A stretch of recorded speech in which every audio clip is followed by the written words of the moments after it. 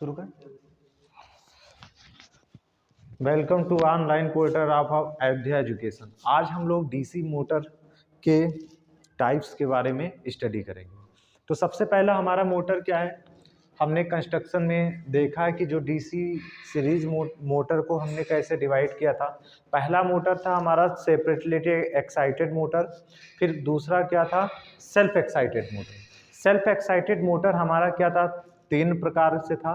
पहला था series DC series motor, और दूसरा था डीसी शंट मोटर, और तीसरा था कंपाउंड मोटर। तीसरा हमारे जो कंपाउंड मोटर है वो हमारा दो प्रकार से होता है, एक डिफरेंशियल कंपाउंड, एक होता है कोमुलेटिव कंपाउंड। और फील्ड वाइंडिंग के कनेक्शन के आधार पे एक होता है long shunt compound, short shunt compound. इसी प्रकार हमारा कोमुलेटिव लॉन्ग शंट और शॉर्ट शंट। आज हम पहले मोटर की स्टडी करेंगे। पहले हमारा मोटर है DC series motor. DC series motor वो मोटर होता है जिसमें सीरीज फील्ड वाइंडिंग जो होती है वो आर्मेचर के सीरीज क्रम में कनेक्ट होती है, और सीरीज क्रम में जो करंट होती है वो क्या होती है, समान होती है। यानी कि जो करंट आपकी सीरीज फील्ड वाइंडिंग में फ्लो होगी वही करंट हमारे आर्मेचर में फ्लो होगी, वही करंट हमारे लोड में फ्लो होगी। तो उसी को देखेंगे। सबसे पहले हमारा क्या है, डीसी सीरीज मोटर में हमारी फील्ड वाइंडिंग आर्मेचर के सीरीज क्रम में जुड़ी होती है।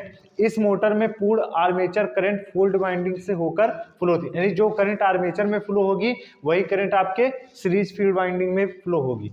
इसलिए फील्ड वाइंडिंग को हम लोग क्या करते हैं, मोटे तार व कम टर्न वाला बनाते हैं। क्योंकि मोटे तार में होता क्या है, हमारे मोटे तार का जो एरिया होता है वो अधिक होता है, और एरिया अधिक रहता है तो एरिया के कारण हमारा रेजिस्टेंस क्या होता है, आर बराबर होता है rho L by A.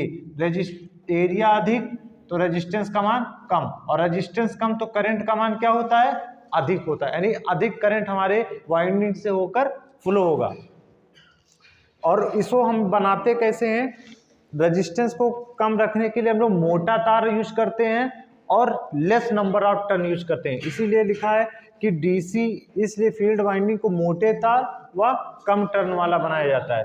DC series motor में फील्ड वाइंडिंग आर्मेचर के सीरीज क्रम में करंट होगी, क्योंकि डीसी सीरीज है इसलिए दोनों सीरीज में रहेंगे, और सीरीज क्रम में करंट आपका बराबर होता है। इस प्रकार लोड में चेंज होने पर फील्ड वाइंडिंग के मैग्नेटिक फील्ड में भी इफेक्ट पड़ता है। अगर आपका लोड मान लो कम ज्यादा होगा तो जो सीरीज फील्ड वाइंडिंग में करंट जाएगी वो भी क्या होगी, कम ज्यादा होगी, और करंट के कारण क्या होता है, मैग्नेटिक फील्ड बनता है या फ्लक्स बनता है, वो भी क्या होगा, कम ज्यादा होगा। अगर ज्यादा करंट होगी तो ज्यादा करंट सीरीज फील्ड वाइंडिंग से फ्लो होगी, और ज्यादा फ्लक्स बना होगा वो अधिक मैग्नेटिक फील्ड बनाएगी। और अगर कम करंट फ्लो होगी तो कम सीरीज फील्ड वाइंडिंग में कम करंट फ्लो होगी, और जिसके कारण इसका मैग्नेटिक फील्ड क्या होगा, कम होगा। अब उसके बाद में हमारा जो यहाँ पर ये हमने डीसी सीरीज मोटर का चित्र बनाया है, ये हमारा आर्मेचर है। आर्मेचर में हम स्लॉट होता है, उसी स्लॉट में हम लोग वाइंडिंग को करते हैं। तो वाइंडिंग का कुछ ना कुछ क्या होता है, प्रतिरोध होता है। उस प्रतिरोध को हम लोग आरए से दिखाते हैं। और उसके बाद में क्या होता है, फ्लक्स बनाने के लिए हमारी होती है सीरीज फील्ड वाइंडिंग, जिसे कहते हैं आरएससी। यानी फ्लक्स बनाने के लिए क्या चाहिए होता है, सीरीज फील्ड वाइंडिंग। ये हमारा क्या होता है, मोटे तारों की कम टर्न, और ये दोनों क्या है, सीरीज में कनेक्ट है। यहाँ हमने सप्लाई, मोटर में हम लोग इनपुट में क्या देते हैं, सप्लाई लगाते हैं। जैसे हमारे घर में मोटर होता है जो पंप को करता है, पानी पहुंचाता है टंकी तक, तो हम लोग क्या करते हैं, पहले स्विच को ऑन करते हैं, सप्लाई देते हैं, यहाँ से करंट फ्लो होगी।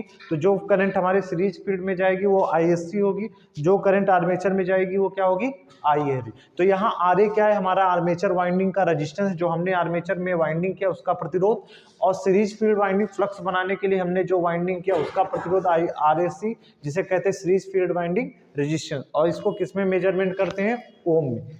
फिर आपका आई क्या है, लोड करंट, यानी या इसी को कहते हैं टोटल करंट, क्योंकि यही करंट आपकी लोड में जाती थी, अब यहाँ मोटर के केस में इनपुट में जा रही है, तो ये हमारी क्या हो जाएगी, आई लोड करंट, या इसे कहते हैं total current. Series field winding flux बनाने वाली करंट को कहते हैं सीरीज फील्ड करंट, और आर्मेचर में जाने वाली करंट को कहते हैं आर्मेचर करंट। ये डीसी सीरीज मोटर है, इसलिए जो करंट यहाँ आ रही है वही करंट फील्ड में जा रही है, वही करंट आईए में जा रही है। यानी टोटल करंट बराबर सीरीज फील्ड करंट बराबर आर्मेचर करंट।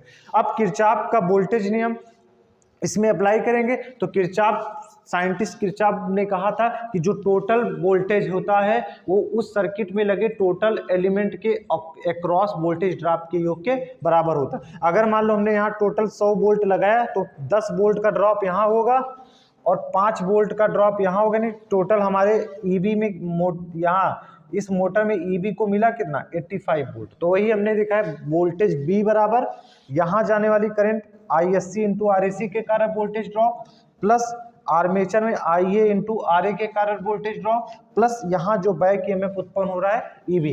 मान लो यहाँ 100 वोल्ट हमारे हमने सप्लाई लगाया, 10 वोल्ट इस सीरीज फील्ड के across voltage drop, 5 volt armature के अक्रॉस वोल्टेज ड्रॉप और बचा कितना 100 में 10 5 15 से 100 घटाएंगे 85 वोल्ट, यानी इनपुट में 100 दिया, आउटपुट भी हमारा क्या है 100 मिला।